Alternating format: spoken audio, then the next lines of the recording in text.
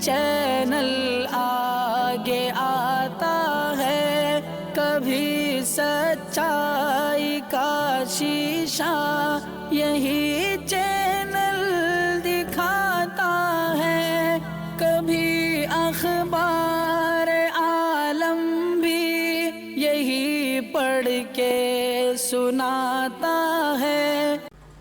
ناظرین گرامی، السلام علیکم ورحمۃ اللہ وبرکاتہ۔ سیدھی بات کے تازہ ترین پرائم ٹائم میں آپ لوگوں کا استقبال ہے۔ ناظرین گرامی، میں انصار عزیز ندوی اس وقت آپ لوگوں کے سامنے کچھ اہم ترین خبریں، کچھ وائرل ویڈیوز اور کچھ تنقیدی تجزیے لے کر کے حاضر ہوا۔ ناظرین گرامی، آج بات ہوگی رضیہ سلطانہ کی بھی اور عائشہ سلطانہ کی بھی، جو قوم کی دو بیٹیاں ہیں۔ اس کے علاوہ مسلم طبقے میں بڑھتی آبادی پر وزیر اعلیٰ آسام کو کیوں تشویش ہو رہی ہے، مسلم کاروبار کی دکان میں سپاہی کس طرح غیر قانونی تمنچا رکھ کر کے دھمکی دے رہا ہے، رام دیو کی کمپنی کے سرسوں کے تیل میں کیا ملاوٹ ہے، اور کنگنا رناوت نے کیوں کہا کہ انکم ٹیکس بھرنے کے لیے ہمارے پاس پیسہ نہیں، اور مائکرون ملنا چاہتے ہیں ترک صدر ایردوغان سے۔ مصر میں ایک مسجد امام مسجد پر کس طرح دن دہاڑے قتل کر دیا جاتا ہے، اور فرانسیسی صدر کو تھپڑ مارنے والے کو آخر کس طرح کا سزا ملتی ہے، ساری چیزیں آپ لوگوں کے سامنے رکھتا ہوں۔ اس سے پہلے آپ لوگوں سے درخواست ہے کہ جن احباب نے ہمارے سبسکرائب نہیں کیا ہے کر لیں، ہمارے ان ویڈیوز کو دوسروں تک پھیلانے میں ہماری مدد کریں، لنک کو شیئر کریں۔ ادارے کی مضبوطی ناظرین گرامی آپ لوگوں کی مضبوطی ہے۔ آئیے پہلی خبر کی جانب بڑھتے ہیں، اور وہ خبر ہے بہار پبلک سروس کمیشن کے مشترکہ مقابلے کے امتحان کے حال ہی میں نتائج کا اعلان کیا گیا، جیسے جانتے ہیں، جس میں رضیہ سلطان نے کامیابی حاصل کر کے تاریخ رقم کر دی ہے۔ رضیہ سلطان، جس کی تصویر اس وقت آپ لوگ ہماری اسکرین پر دیکھ رہے ہیں، ڈی ایس پی کے عہدے کے لیے منتخب ہونے والی ریاست کی پہلی مسلم خاتون ہیں۔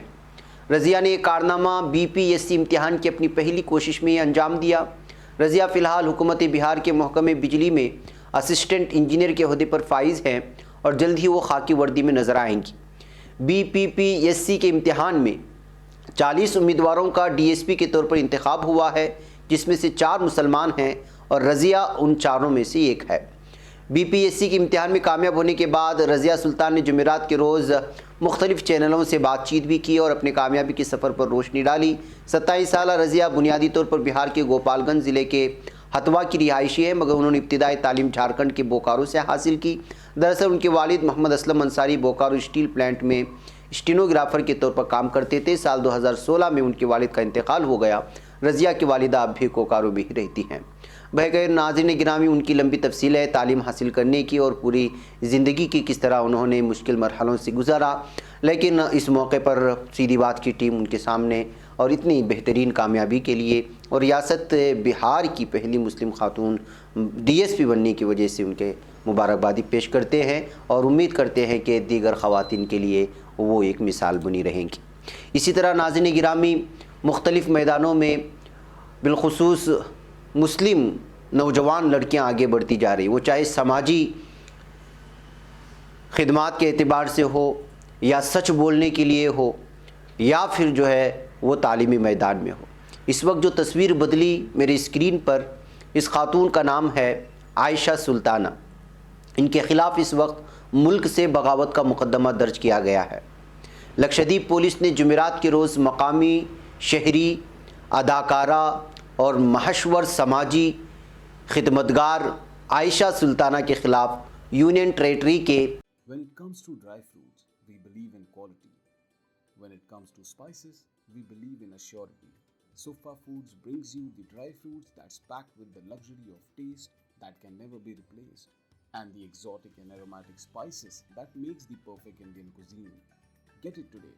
Sufa Wadi dry fruits and nuts and spices. For home delivery at Bangalore, contact or WhatsApp on the given numbers below, or you can order online from sufafood.com.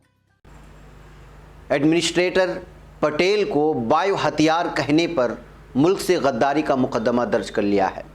یہ کیس بی جے پی کے Lakshadweep unit کے صدر سی عبدالقادر حاجی کی آئی پی سی کی sedation کی دفعہ 124A کے تحت کی گئی شکایت کی بنیاد پر تھانہ کیوراتی میں درج کیا گیا ہے۔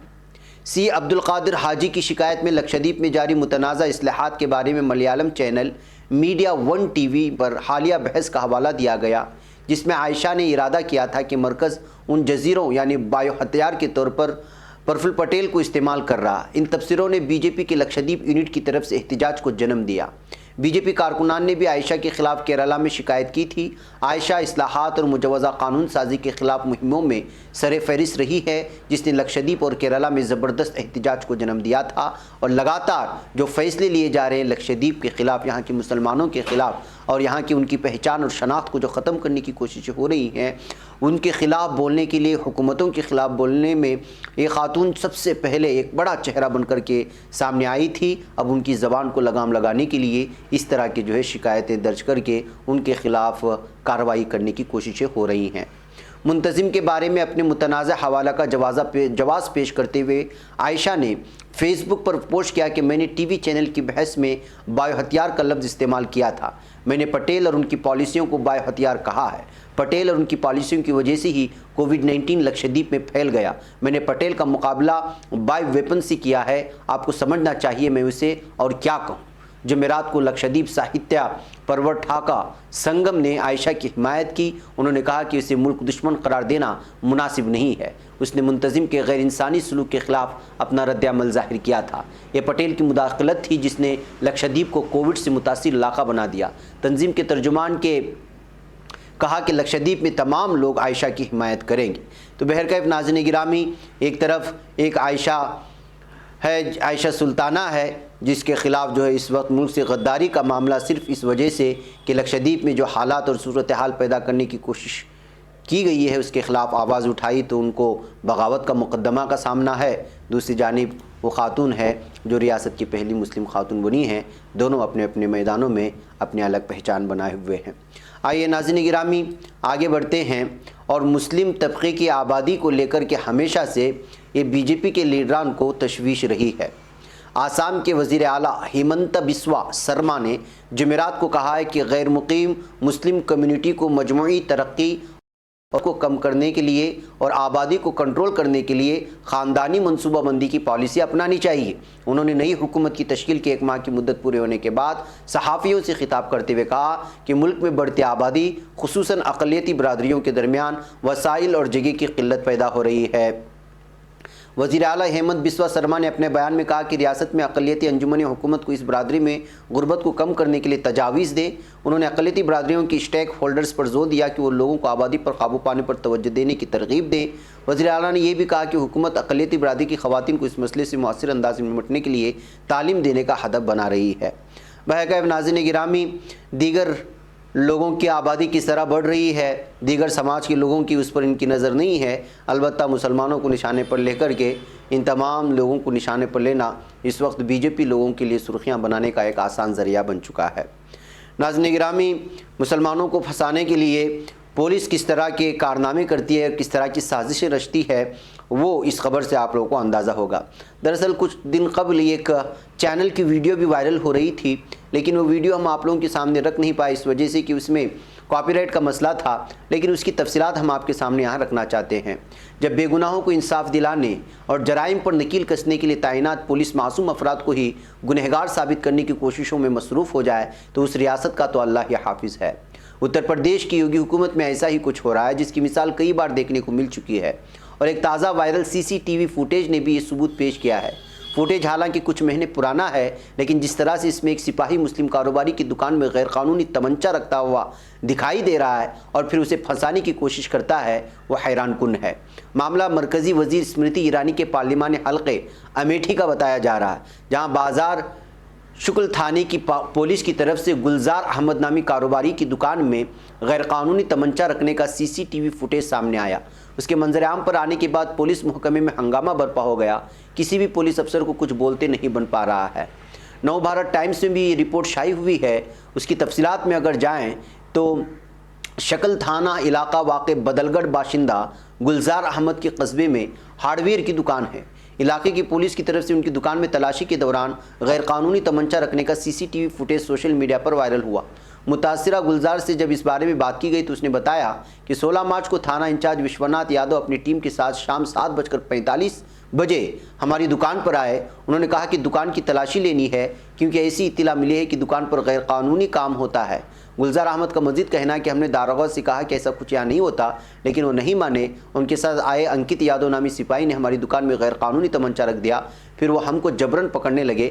ہم نے کہا کہ پیچھے کیمرہ لگا ہوا ہے اور سامنے بھی لگا ہوا ہے. یہ سن کر انہوں نے ہمیں چھوڑ دیا ہے.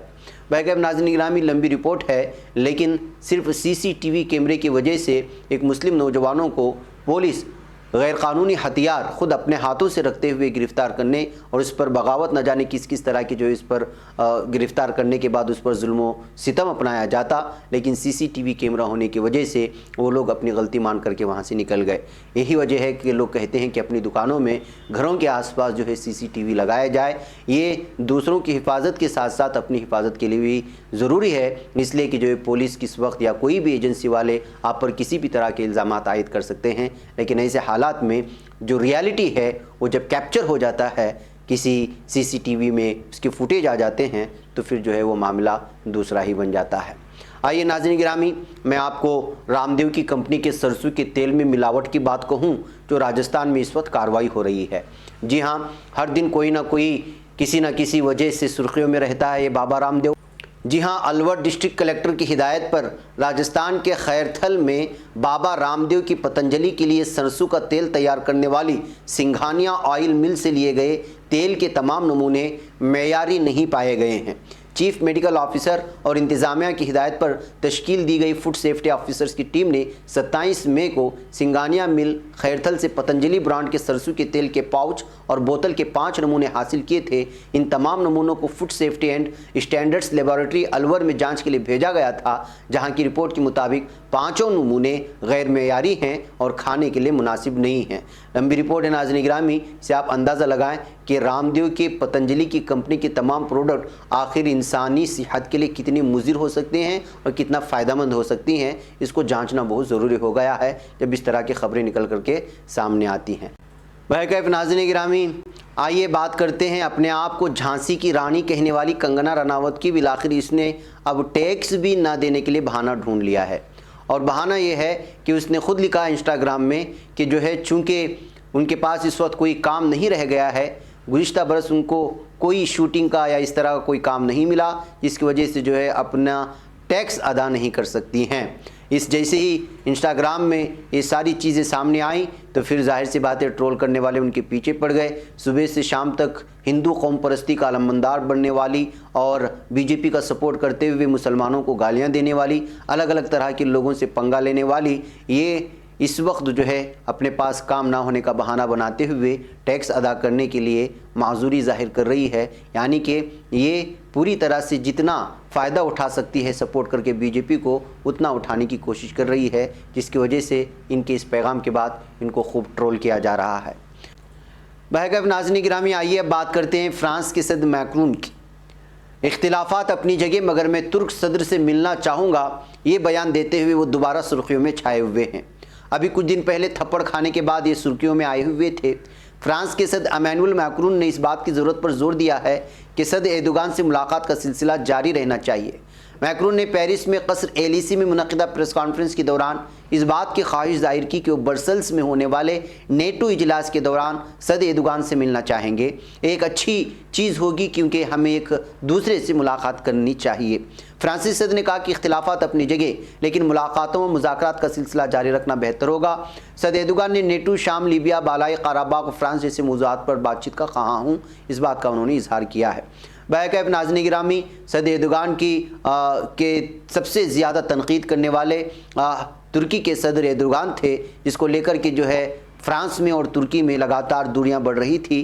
اب خود میکرون کی جانب سے ترکی کے صدر کی ملاقات کی یہ خبر سرخیوں میں چھائی ہوئی ہے. آئیے ناظرین گرامی مصر کی وہ خبر سناؤں جس میں ایک امام کو دن دہاڑے قتل کر دیا گیا. مصر سے جو خبریں کرائم کی اور جرائم کی آتی ہیں واقعی میں وہ بہت ہی اندوہناک, خوفناک اور بہت ہی افسوسناک ہوتی ہیں. پولیس کے مطابق یہ واقعہ خاندانی ناچاقی کا شاخسانہ ہے جس میں 53 سالہ امام مسجد کو موت کے گھاٹ اتار دیا گیا. پولیس کے مطابق مقتول امام مسجد کے ہمشیرہ کی شادی ان کے قاتل کے بھائی کے ساتھ ہوئی تھی جس نے اسے 2 سال قبل طلاق دے دی تھی. اور طلاق اولاد نہ ہونے پر دی گئی۔ اس کے بعد دونوں خاندانوں میں رنجش شروع ہوئی جو دشمنی میں بدل گئی۔ ملزم کا ماننا ہے کہ مقتول امام مسجد نے اسے گالیاں دی تھی، جس پر وہ طیش میں آ گیا اور ان پر چاقو سے حملہ کر کے انہیں قتل کر ڈالا، اور اس وقت جو ویڈیو پوری طرح سے قتل کرنے کی وائرل ہو رہی ہے۔ یہ حالات ہیں اس وقت مصر میں الدقیلہ گورنری کے نواحی علاقے میں الصلاحات میں ایک مقامی مسجد میں یہ امامت کرتے ہیں، جس کو ایک شخص نے چاقو کے وار سے قتل کر ڈالا ہے۔ بہرکیف ناظرین گرامی، یہ کچھ تفصیلات تھی جو آپ لوگوں کے سامنے رکھ دی گئیں۔ مجھے یہاں پر اجازت دیں، انشاءاللہ پھر آپ لوگوں سے ملاقات ہوگی۔ السلام علیکم ورحمۃ اللہ وبرکاتہ۔